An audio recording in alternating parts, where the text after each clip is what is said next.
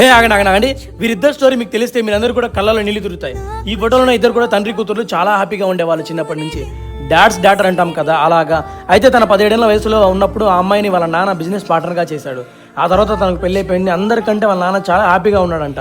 కానీ అమ్మాయి మ్యారేజ్ అయిన కొద్ది మంత్స్కే వాళ్ళ నాన్న ఆరోగ్యం క్షీణించడం మొదలైంది. ఒకరోజు కాల్ వచ్చిందంట అమ్మాయికి.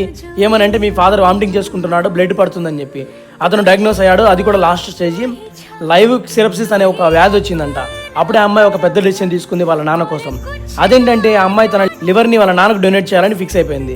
దానికి అమ్మాయి వాళ్ళ హస్బెండ్ కూడా ఫుల్ సపోర్ట్ చేశారంట.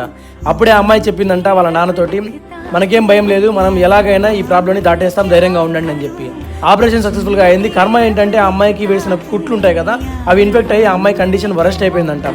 బెడ్ మీదనే 3 months పడిపోయిందంట. ఒక ఇయర్ తర్వాత ఆ అమ్మాయికి ఇన్వేసివ్ సర్జరీ జరిగిందంట.